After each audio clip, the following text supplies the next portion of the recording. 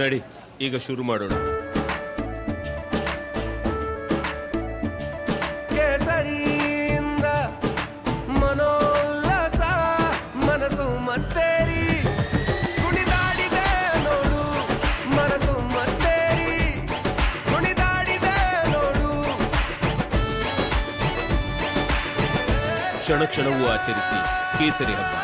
ವಿಮಲ್ ಬಾಯಲ್ಲಿ ಹೇಳಿ ಕೇಸರಿ.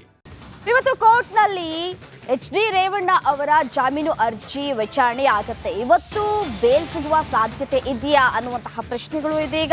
ಎಂದಾದ್ರೂ ರೇವಣ್ಣಗೆ ಜಾಮೀನು ಸಿಗುತ್ತಾ? ಬೆಳಿಗ್ಗೆ 11 ಗಂಟೆಗೆ ಜಾಮೀನು ಅರ್ಜಿ ವಿಚಾರಣೆ ಆಗುತ್ತೆ. ರೇವಣ್ಣ ಪರ ವಕೀಲ CV ನಾಗೇಶ್ ವಾದವನ್ನ ಮಂಡಿಸಲಿಕ್ಕಿದ್ದಾರೆ.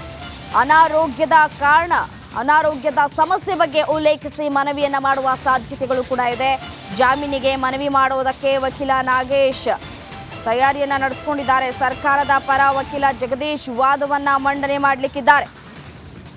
ಇನ್ನು ಸುಮಾರು 65 ವರ್ಷದ ವ್ಯಕ್ತಿಯಾಗಿರುವಂತಹ HD ರೇವಣ್ಣ ಈಗಾಗಲೇ ಪ್ರಕರಣ ಅವರಿಗೆ ಉರುಳಾಗಿರುವಂಥದ್ದು.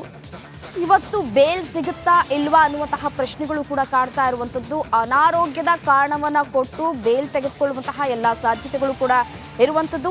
4 ದಿನಗಳ ಕಾಲ ಕಸ್ಟಡಿಯಲ್ಲಿ ಇದ್ದು ವಿಚಾರಣೆಯನ್ನ ಎದುರಿಸ್ತಾ ಇದ್ದಾರೆ ರೇವಣ್ಣ. ಕಸ್ಟಡಿಗೆ ತೆಗೆದುಕೊಳ್ಳುವಂತಹ ಸಂದರ್ಭದಲ್ಲಿ ಅನಾರೋಗ್ಯ ಇದೆ ಅಂತ ಕೂಡ ಹೇಳಿದ್ರು, ಮಾಹಿತಿಯನ್ನ ಕೂಡ ಕೊಟ್ಟಿದ್ರು. ಆ ಸಂದರ್ಭದಲ್ಲಿ ಹೊಟ್ಟೆ ಉರಿ ಸಮಸ್ಯೆ ಅಂತ ಕೂಡ ನ್ಯಾಯಾಧೀಶರ ಮುಂದೆ ಮನವಿಯನ್ನ ಕೂಡ ಮಾಡಿಕೊಂಡಿದ್ರು ರೇವಣ್ಣ.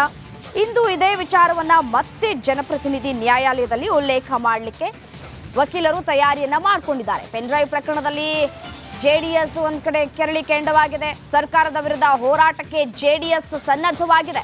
ಬೆಳಿಗ್ಗೆ 11 ಗಂಟೆಗೆ JP ಭವನದಲ್ಲಿ JDS ಸಭೆ ಕೂಡ ಆಗುತ್ತೆ. ಕುಮಾರಸ್ವಾಮಿ, GT ದೇವೇಗೌಡರವರ ನೇತೃತ್ವದಲ್ಲಿ ಒಂದು ಚರ್ಚೆ ಆಗುತ್ತೆ, ಸಭೆ ಆಗುತ್ತೆ. ಇಂದು ವಿಧಾನಸೌಧ ಗಾಂಧಿ ಪ್ರತಿಮೆ ಬಳಿ ಪ್ರತಿಭಟನೆ ಮಾಡುವುದಕ್ಕೆ ತಯಾರಿಯನ್ನ ನಡೆಸಿಕೊಳ್ಳಲಾಗಿದೆ. ಆ ನಂತರ ಪಾದಯಾತ್ರೆ ಮೂಲಕ ರಾಜಭವನಕ್ಕೆ ತೆರಳಿ ರಾಜ್ಯಪಾಲರಿಗೆ ದೂರನ್ನ ನೀಡುವುದಕ್ಕೆ ದಳಪತಿಗಳು ನಿರ್ಧಾರವನ್ನ ಕೈಗೊಂಡಿದ್ದಾರೆ. ಒಂದ್ ಕಡೆ ಜಾಮೀನು ಅರ್ಜಿ ವಿಚಾರಣೆ ಆಗುತ್ತೆ, ಮತ್ತೊಂದು ಕಡೆ ಸಭೆ ಕೂಡ ಕರೆದಿದ್ದಾರೆ.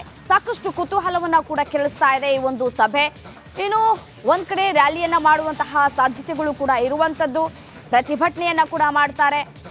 HDK ನೇತೃತ್ವದಲ್ಲಿ ಈ ಒಂದು ಪ್ರತಿಭಟನೆ ಆಗತ್ತೆ. ಕಾಂಗ್ರೆಸ್ ಸರ್ಕಾರದ ವಿರುದ್ಧ ಪ್ರತಿಭಟನೆ ಮಾಡೋದಕ್ಕೆ ದಳಪತಿಗಳು ಸಜ್ಜಾಗಿದ್ದಾರೆ. ಈ ಕುರಿತು ಮತ್ತಷ್ಟು ಡೀಟೇಲ್ಸ್ ಕೊಡ್ತಾ ಹೋಗ್ತಾರೆ ನನ್ನ ಕಲೀಗ್ ಮಾದೇಶ್ ನೇರ ಸಂಪರ್ಕದಲ್ಲಿ ಜಾಯ್ನ್ ಆಗಿದ್ದಾರೆ. ಏನು ಮಾದೇಶ್, ಒಂದ್ ಕಡೆ ರೇವಣ್ಣ ಅವರ ಜಾಮೀನು ಅರ್ಜಿ ವಿಚಾರಣೆ ಆಗುತ್ತೆ, ಒಂದ್ ಕಡೆ ಸಭೆ ಕೂಡ ಕರೆಯಲಾಗಿರುವಂತದ್ದು, ಮತ್ತೊಂದು ಕಡೆ ಪ್ರತಿಭಟನೆ ಕೂಡ ಮಾಡೋಕೆ ಎಲ್ಲಾ ತಯಾರಿಯನ್ನ ಕೂಡ ಮಾಡಿಕೊಳ್ಳಲಾಗಿದೆ. ಇವತ್ತು ಏನಾಗಬಹುದು ಈ ಒಂದು ಪ್ರಕರಣ, ಡೀಟೇಲ್ಸ್ ಕೊಡ್ತಾ ಹೋಗೋದಾದ್ರೆ?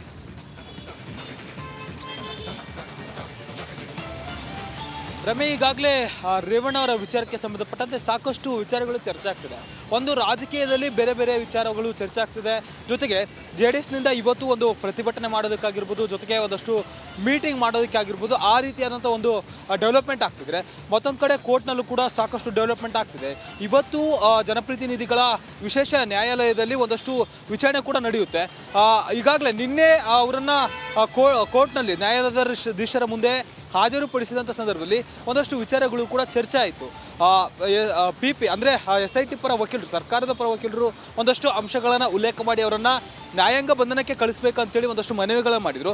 ಇವತ್ತು 11 ಗಂಟೆ ಸುಮಾರಿಗೆ ಅವರಿಗೆ ಜೈಲು ಅಥವಾ ಬೇಲು ಅನ್ನೋದು ಫಿಕ್ಸ್ ಆಗುತ್ತೆ. ಅಂದರೆ ಒಟ್ಟು 14ನೇ ತಾರೀಕಿನವರೆಗೂ ಕೂಡ ಅವರನ್ನು ಈಗಾಗಲೇ ಜೈಲು ವಾಸ ಆದೇಶ ನೀಡಿ ನ್ಯಾಯಾಲಯ ನಿನ್ನೆ ಆದೇಶ ನೀಡಿತ್ತು. ಇವತ್ತು ಜಾಮೀನು ಅರ್ಜಿಯನ್ನು ವಿಚಾರಣೆ ಮಾಡಲಾಗುತ್ತೆ. ಈ ವೇಳೆ ಒಂದಷ್ಟು ಅಂಶಗಳನ್ನು ರೇವಣ್ಣ ಪರ ವಕೀಲರು, ಅದರಲ್ಲೂ ಕೂಡ ಹೈಕೋರ್ಟ್ನ ಹಿರಿಯ ವಕೀಲರಾದಂತಹ CV ನಾಗೇಶ್ ಅವರು ಈ ಒಂದು ವಾದವನ್ನು ಮಂಡನೆ ಮಾಡುವಂಥ ಕೆಲಸವನ್ನು ಮಾಡ್ತಾರೆ. ಈ ವೇಳೆ ಒಂದಷ್ಟು ಅಂಶಗಳನ್ನು ಅವರು ಆಲ್ರೆಡಿ ಕೇಳುವಂಥ ಸಾಧ್ಯತೆ ಇದೆ. ಯಾವೆಲ್ಲ ಅಂಶಗಳನ್ನು ನೋಡೋದಾದರೆ, ಈಗಾಗಲೇ ಈ ಒಂದು ಕೇಸ್ನ ತನಿಖೆ ಆಲ್ಮೋಸ್ಟ್ ಆಗ್ತಿದೆ. ಜೊತೆಗೆ ನಮ್ಮ ಕಕ್ಷಿದಾರರನ್ನು ಅರೆಸ್ಟ್ ಮಾಡಲಾಗಿತ್ತು. ಅರೆಸ್ಟ್ ಮಾಡಿದಾದ್ಮೇಲೆ 4 ದಿನಗಳ ಕಾಲ SIT ಅಧಿಕಾರಿಗಳು ಅವರನ್ನು ತೀವ್ರ ವಿಚಾರಣೆ ನಡೆಸಿದ್ದಾರೆ. ಈಗ ಸದ್ಯಕ್ಕೆ ಅವರನ್ನು ವಿಚಾರಣೆ ಮಾಡುವಂಥದ್ದು ಬೇರೆ ಏನೂ ಇಲ್ಲ. ಜೊತೆಗೆ ಇಲ್ಲಿ ಇಲ್ಲಿವರೆಗೂ ಕೂಡ ಆದಂಥ ತನಿಖೆಯಲ್ಲಿ ಅವರ ಹೆಸರು ಎಲ್ಲೂ ಕೂಡ ಕೇಳಿ ಬಂದಿಲ್ಲ. ಹೀಗಾಗಿ ಅವರಿಗೆ ಜಾಮೀನನ್ನು ಕೊಡಬೇಕಂತೇಳಿ ಅವರು ಕೂಡ ವಾದ ಮಾಡುವಂಥ ಸಾಧ್ಯತೆ ಇದೆ. ಧನ್ಯವಾದ ತಮ್ಮೆಲ್ಲ ಕಂಪ್ಲೀಟ್ ಮಾಹಿತಿಗಾಗಿ.